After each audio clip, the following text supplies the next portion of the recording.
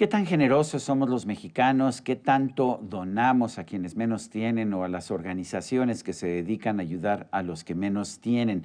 ¿Qué tenemos que hacer, particularmente ahora que el propio gobierno de la República ha aprobado una legislación que va a restringir todavía más las donaciones que lleven a cabo las personas físicas?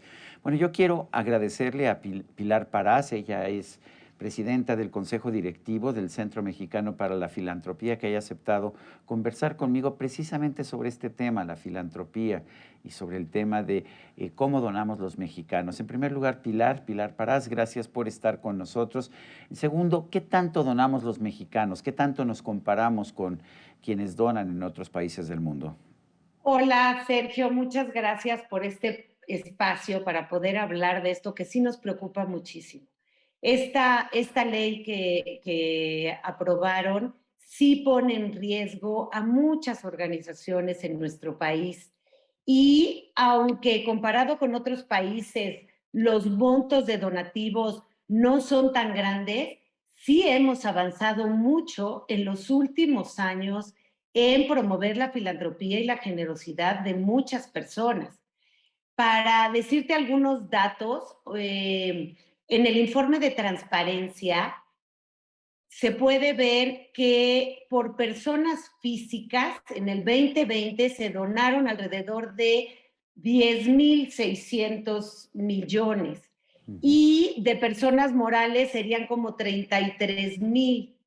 Por su parte, en sectores públicos se sumaron 2.700 millones, lo que nos daría un total de 46 millones, perdón, de 46 mil. 46.500 millones en total de donativos. Entonces, pues, aunque no es como en otros países, sí Ujú. es bastante y representa alrededor del 1.3 del PIB en nuestro país. Sí, de hecho, en Estados Unidos, si no mal recuerdo, son como 400.000 millones de dólares, no de pesos, lo cual es mucho, pero también es un país más rico. Ahora, me sorprende de estas cifras que las aportaciones de personas físicas, de personas individuales, es bastante importante, porque ahí es donde va dirigida la restricción. Cuéntanos de esto. O sea, sí donan muchas personas individuales. Claro, por supuesto. Estamos hablando que estos 10.000 millones de los que hablamos llegan a apoyar a 5.100 organizaciones. De estas 5.100 organizaciones, que yo sé que todos los que nos escuchan han conocido alguna cercana que trabaja con niños, con adultos mayores, con personas discapacitadas, con diferentes enfermedades, porque también vemos que las organizaciones sí llegamos a atender algunas enfermedades que en el sector público, por ejemplo, no tienen la capacidad. Entonces, todas estas organizaciones, de las cuales alrededor de 1.200 organizaciones reciben donativos de personas físicas arriba del 50% de sus ingresos. Esto es bien importante para entender lo que está impactando. De estas 1.200, son 325 organizaciones que viven al 100% de ingresos de personas físicas. Y estos ingresos pueden llegar a tener una deducibilidad casi de cero. Antes, tú podías donar 7% de tus ingresos Ujú. y la deducibilidad, como todos saben, solamente es alrededor del 30 y 35% de lo que tú donas. El resto es dinero que tú como persona física le estás regalando a la organización. Y este 30%, en datos del INEGI, nos dice que cada peso que recauda el SAT, las organizaciones de la sociedad civil lo multiplicamos por 8. Esto quiere decir, Sergio, que el gobierno no pierde con esto, con esta deducibilidad. El gobierno gana porque cada peso que se invierte en las organizaciones se multiplica por 8 en los recursos que recibe de otros medios y en acciones voluntarias, porque el trabajo voluntario también tiene un valor. Claro, Pilar, el presidente dice que, sin embargo, no debe ser cuestión de las empresas o de las personas el ser generosos, que la generosidad debe ser nada más del sector público, del gobierno. ¿Tú qué piensas? Pues todo lo contrario, nosotros nos dedicamos a promover la responsabilidad social empresarial, en donde precisamente hacemos ver a las empresas lo importante que es comprometerse con su comunidad y apoyar también a las causas que pueden beneficiar a sus propios colaboradores y a las comunidades en donde tienen sus empresas, sus fábricas, sus industrias. Entonces, al contrario, creo que deberíamos de estar siempre promoviendo que el empresario vea y se comprometa con las causas sociales del medio ambiente y todo lo que socialmente necesitamos localmente, que muchas veces eso es lo que siento que se les olvida cuando hacen este tipo de reglas a nivel federal. ¿Por qué? Porque, te pongo un ejemplo, en el país, los niños en albergues, solamente el 11% son albergues del DIF. Casi el 90% son albergues de organizaciones de la sociedad civil. Entonces, ¿qué pasaría si todos estos albergues de repente cierran? La semana pasada, platicando con la esposa de un gobernador que valora muchísimo este apoyo de las organizaciones de la sociedad civil, me decía, si mañana nos regresan a los niños o nos traen aquí a todos los adultos mayores, nosotros no tenemos la capacidad de atenderlos. Entonces, ellos sí valoran localmente el apoyo de las organizaciones. Entonces, por eso es importante que tanto las personas como las empresas apoyen a todas estas organizaciones que resuelven problemas que los estados y los municipios no pueden resolver. Pilar, el presidente dice que las organizaciones de la sociedad son simples intermediarios, que se quedan con dinero, que hacen menos eficiente el apoyo a quienes más lo necesitan. ¿Qué nos puedes decir? Lamentablemente, Sergio, este tipo de reformas vienen disfrazadas de anticorrupción. Realmente las organizaciones, todas las organizaciones que damos donativos, estamos fiscalizadas por el SAT.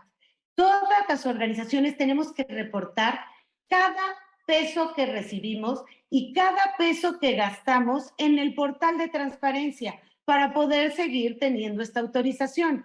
Entonces, no son las organizaciones las que podemos hacer mal uso de estos recursos. Claro que puede haber abusos de algunas personas a la hora de hacer sus deducciones. Y esto es lo que presenta el SAT. Han detectado que hay 7 personas que han deducido cerca de 700 millones de pesos y lo que nosotros decimos es, perfecto, si ya localizaron a 7 personas que están abusando de este sistema, entonces hagan algo para afectar a esas 7 personas, pero que no nos afecten a 5,000 organizaciones que luchamos y hacemos las cosas siempre de manera transparente, porque no la podemos hacer de otra forma, porque nos quitan la deducibilidad, Sergio. ¿Qué pasa en otros países? ¿Qué pasa en Estados Unidos? ¿Qué pasa en Canadá? ¿Qué pasa en Europa? ¿Se hacen estos donativos a organizaciones civiles? Bueno, en otros países tienen muchísimas formas de incentivar las deducciones.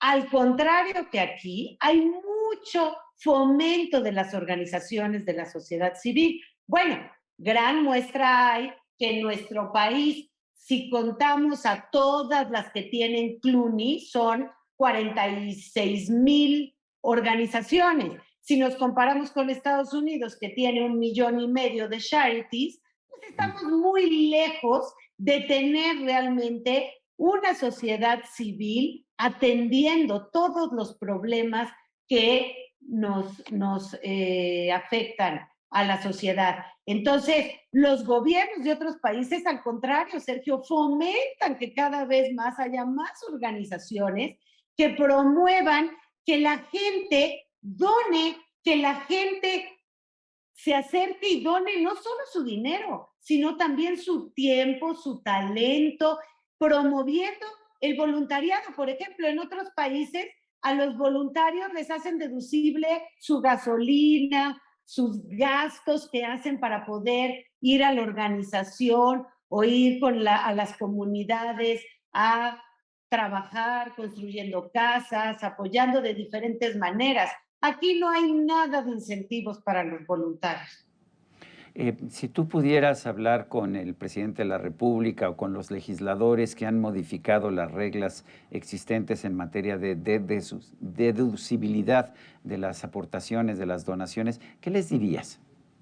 Pues les pediría que fueran mucho más sensibles a todo lo que lo que hacemos cada una de estas organizaciones, que visitaran a su organización más cercana para que entendieran lo que vivimos del otro lado, en donde de verdad deberíamos dedicar todo nuestro tiempo a atender a los beneficiarios que tanto lo necesitan y que no nos quitaran tanto tiempo en tener que cubrir cosas administrativas que cada vez nos ponen más cosas, Sergio.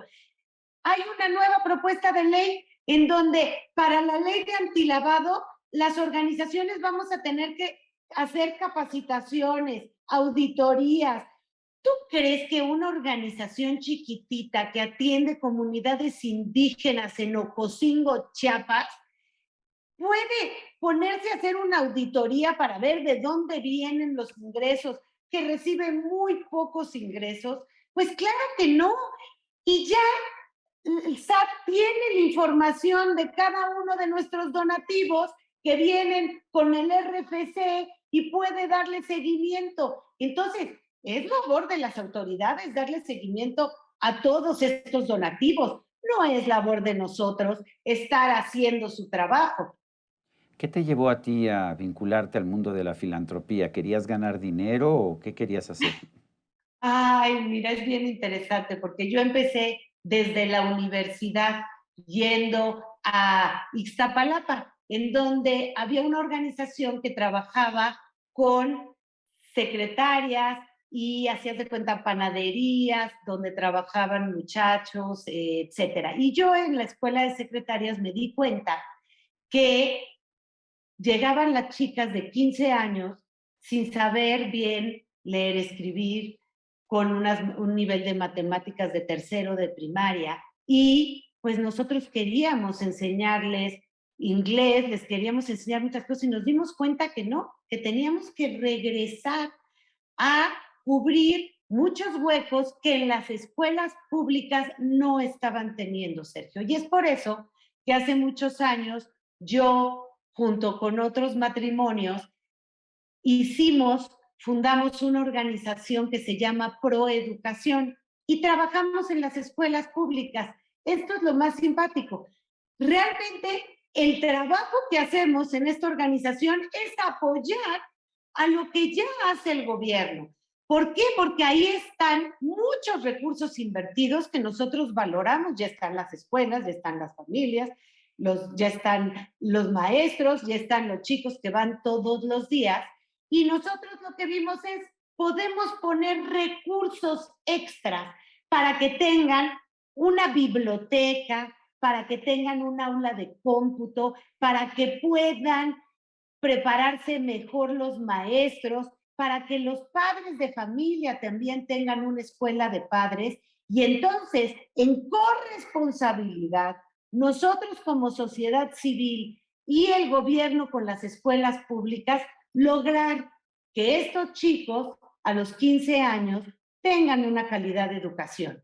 Ahí fue donde yo empecé y aprendí esta corresponsabilidad, que hay muchas cosas que el gobierno, al hacer políticas federales y al ver las cosas desde el escritorio, muchas veces no se da cuenta de las necesidades y que la sociedad cercana podemos cubrir, acompañar y complementar estas acciones en beneficio, en este caso era de la educación de los chicos, pero así podemos platicar de historias en salud, en discapacidad, en muchas áreas. Pilar Parás, presidenta del Consejo Directivo del Centro Mexicano para la Filantropía, gracias por haber conversado conmigo. Al contrario, Sergio, muchas gracias por este espacio. Gracias, Pilar Parás. Y a usted, amigo televidente, que hace posible este programa, se lo agradezco también. Esto es todo por hoy, pero no se le olvide. Nos vemos la próxima.